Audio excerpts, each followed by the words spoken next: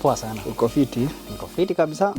My name is Jacob, well as known as Jakfu, and I'm a believer. I'm born again, and I'm a Kenyan. Yes. I hail from Sagana. So Jacob Jakfu, ama acha tukuite Jakfu for now. Ako na an organization ambayo inajiita Mayenjo. Nikijua ilikuwa inaitwa Kenya Smart, ambayo it's a charity organization that donates foods, if I'm not wrong. Ina donate food. Sometimes you offer school fees, and sometimes you offer people unaedebo watu kuanza biashara fulani. And for me, you ni ama far mi uiangalia ina far part, yani kwa umbali, na you ni bamba sana. Sasa pangu you ni bamba sana whatever you do. So but now I've always wondered history ilianza wapi? History ilianza aje? Yani what was the seed, ama how did it begin? Well, the organization itself started in 2013, and I remember us launching it in November of 2013 in Kerugoya town. Oh, Kerugoya town. Yeah, the first name ilikuwa Kenya Smart. And what I had in mind is that there's something we can do about our community. So my angel started as Kenya Smart. That's the first name we got in 2013, and we launched it in November of the same year, 2013. And we started simply as a platform where you can collect clothes and share with the less fortunate, because the drive was, we want to make others look smart. If someone akona nguo zimeraruka na nini, si smart. So hence the name Kenya Smart. We want to make Kenyans smart, those who are not smart. So and we believed being smart is relative. Kuna mtu mwingine nguo zake anaona zimechapa, so anataka ku change wardrobe yake. But hizo zimechapa kwa mtu mwingine ni Christmas, nguo za Sunday na Christmas. So and since akuko na haja tunaona need ya pesa, like we need money to start, all we had to tell people is, if you have some clothes and how to me, please, there's a platform here. We can give to those who don't. We can make them smart. Hence, Kenya Smart. Okay. So another question. Umesema mulianza. Si ulianza. Mulianza. So it's a group of you. I started, and then I had some friends. We were working in other fields. I sold the idea to them and they bought it. That's like immediately it's like just clarify. So basically mi nimeshaijipata in such in those programs that we do organize. You do. There was one in mjini Sagana. By the way, Sagana. Sisi tu sasa hivi yenye tunashoot kwa Sagana. It's good to watu wajue hivyo. And kuna ilikuwa Sagana, and then hii time ya COVID we met in Rwaka. You remember? Yes. We met in Rwaka, and that was 2020. To meet in Rwaka, and tulienda tukapatia watu food. So I would like to know how it transitioned from clothes sasa kama hapa Sagana tulipatiana food, soaps, tissue papers, plus clothes bado. And then tukajipata pia Rwaka tulipeleka food to a specific homestead. I remember very well. We brought tukapeleka unga, mchele, mob. It was more than a month. So how did it transition from clothes to nini? What really happened? Well, Kenya Smart again. My thoughts were, people don't look smart, like outwardly. So I want to make them look smart. So I can borrow some clothes for them, and for those who want to give, And I realized so many people want to give, but they don't know where to give. So I acted as a link between. So those who want to, who are not smart outwardly. And then later I realized, mtu ako njaa, hiyo tumbo sio smart. So, na hiyo kitu ilijileta. Tukaanza kuona kama huyu mtu hana nguo na ako njaa. So ukimpatia nguo na mwacha tu ako njaa. So that means hata tumbo yake haiko smart. So you want to make that stomach ikuwe smart. So tukaanza ku collect food na tukaanza kupeana. So ikaenda like hiyo ya food ikitake over because it's a bigger need. So ukiangalia food na mavazi kukula kwanza. Because unaweza kuwa smart alafu anguke kwa barabara, you know. So hii ikakuja ikitake over. So since 2013 the time tunafika 2019 hiyo program ya food ilikuwa like imekuwa face. But we've never let go ama cut off the idea ya mavazi. Sababu it's a good ground to start a journey with someone. Because mtu anaweza kuwa hana vitu mingi za kupeana pesa ama nini, but they have an extra shirt, they have an old jacket, they can also participate in that. Okay. Now I get it. Ilikuwa tu swali. So Jakfu, Kenya Smart, tunaweza shinda hapa tukidocument all the things that tumefanya. But what drove you to kufikiria kuanza? Because yes, tumejua ulianza 2013, nini ili kudrive come up na such an idea, and up to now from 2013 to 2022 hiyo ni 9 years. That's 9 years, almost 10 years. Almost a decade. And what drives you, why even start it? One is because of my background. I come from a relatively poor background, and that's what we experienced. Sorry. We could go for 2-3 days without food, and ushaiona kapicha fulani kalikuwa na trend kama kamime, kaka kijana kakona suruali imeraruka na nyuma tushimo tuwili, and then people put Google. Nimecheki. Literally that's us. Me and my brothers. Okay. So being 3 brothers being brought up by a single mom who didn't have a white collar job. We survived on her casual labor. Well, she got peanuts. Sometimes it would be hard for us to get a meal. So kwa tunalala njaa, tulikuwa tuna doya food kwa neighbors, and then we had started clothes. All right. And then hata mambo ya shule unapata mnafukuzwa, mnashinda mkifukuzwa, na unafukuzwa hadi mwalimu anawaambia mimi hata nikienda sitarudi na pesa. Kuna jambo fukuze. Juu uko sure ulitoka home kama hujakula, uko sure hata hakuna food, hata hakuna any. So hiyo kitu ikaanza well, as I grew class 5, class 6 naanza ku reason, naanza kuona mbona si tuko hivi, mbona tuko tofauti na watu wengine. And then by God's grace, God started sending strangers to us. Na mtu amewapea food, mwingine amefikiria tu ape clothes. Na kwenu kwa maybe ni mzee, but kwetu zikifika kwetu hizo ni za Christmas, hizo ni za Sunday. You know? Hiyo nikaanza, and then I would think about the people who are doing that for us, and I'm like, one day when I grow up, I want to be a blessing to someone else. I want to do that.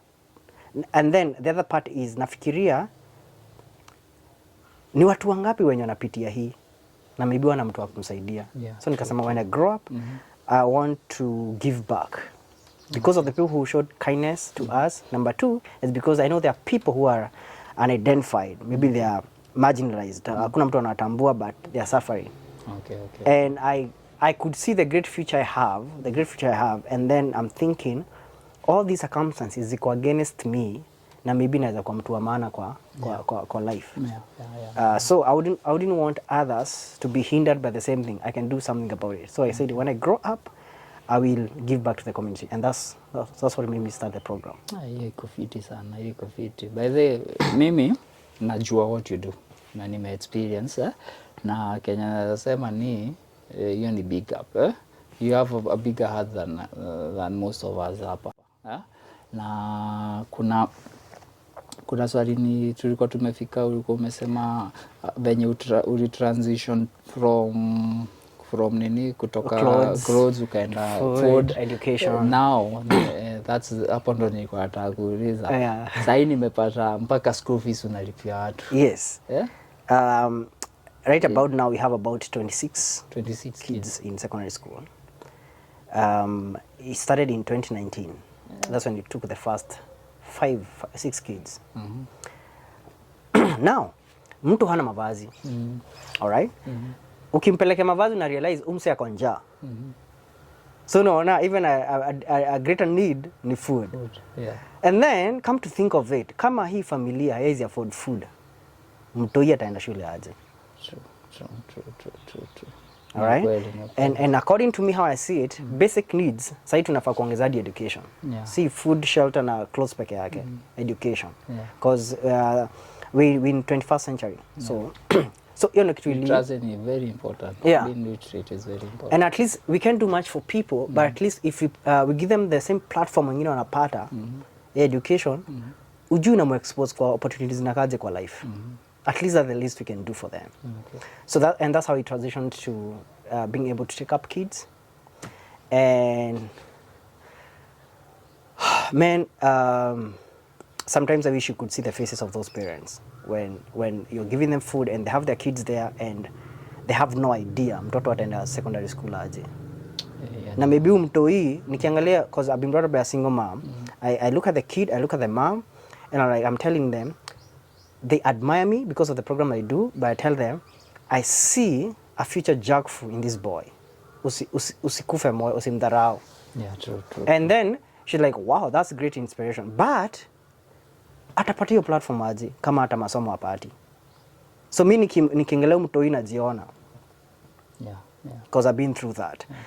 And the best I can do is to give that kid the opportunity maybe I never had. There's so much opportunities in Zikupata, because there was no one like me who stood up in the gap. So I'm feeling the opportunity I miss, this kid can even become a greater person than I am. So I want to do that. Yeah, that's very inspirational. Na continue with that. By the way, venye unafanya, venye tu nimesema, it's una feel a very, yani kitu, you must have a big heart, and I really appreciate what you're doing. Now continue. So there is one question. Yes. Ambayo hii channel by the way ya busy. All right. And it's good pia umesema that mnapatiananga nini. It's good to know the numbers behind Kenya now my angel. Because they are obvious, everything that tumesema isipokuwa nguo, hata hizo nguo they need finances. Hizo nguo ukipenye unazipata kuzipeleka tu, unahitaji fare nini na all nini food. Nakumbuka hiyo day tulikuwa hapa Sagana, kuna a meal hapa ile meal tulienda pale. Ulinunua bales and bales of food. Tukiwa huko Roaka ulibuy mchele mob kagunia, bale mzima ya unga for one family. And so how are the finances? How do you raise your money?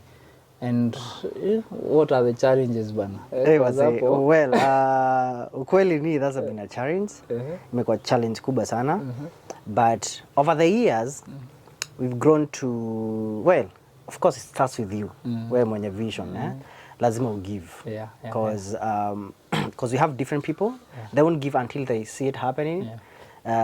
So first lazima ukwe wewe mwenyewe ni giver.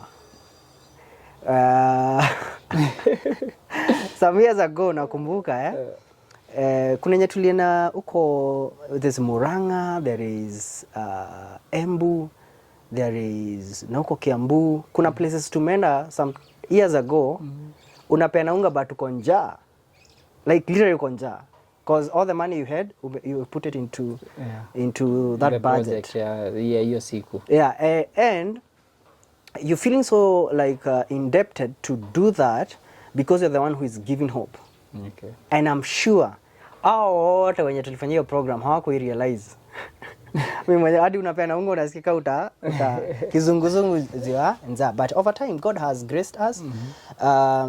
More people are joining us, and God just laid some burden some strangers. Maybe mtu amesikia mahali umetaja na nini, and they want to be part of it, and we're growing. But a few years ago, in early 2019, I'm sure there's a time we interacted with you about it. Nilifikiria because kupata donors ni hard, na kupata wasa wana give like constantly.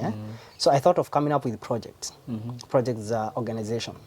So these projects, income generating projects, they can be running, and then I create employment for these people you are trying to help. Like orphans na nini. So hizo biashara zikiran zina create employment, at the same time the funding goes to the organization. So like a system inajitegemea. Well, and I tried well, and I tried it out. It didn't go well. Kuna pesa ilipotelea na nini. Sometimes working with people is not easy, especially where people don't feel like they have given. So unatoa pesa to some projects haziendi vizuri, but that doesn't mean I give up. I saw a quote somewhere saying, you change the plan but you don't change the goal. Here you change the plan but usichange the goal. So I tried that. Even sometime, I think last year, there's a project I started online, and then said people can participate in this, those who are in need, and then 40% of every sale goes to the organization. Online.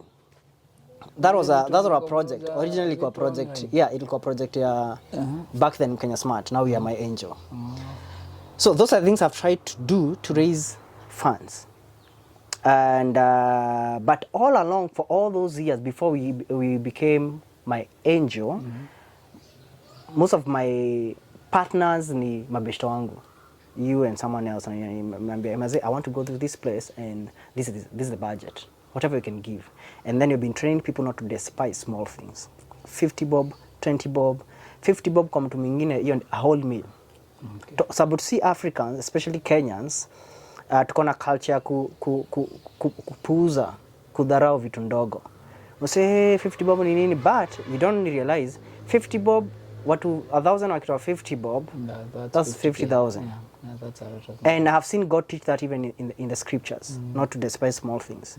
And that's the culture I want to cultivate, that you can be a part of making a difference, no matter whatever you have in your own small way. I have met people who want to do big stuff for the community, but they feel inadequate. Wanadharau hiyo input. So giving yetu imekam na kuencourage watu wasijidharau na wasidharau Kenya wanaweza peana back to the community. That's awesome. Yeah, so it's a journey. We headed somewhere, but hatujafika. Okay, before we continue, we can go for a break. All right. Yes, that's awesome. Okay. Thank you.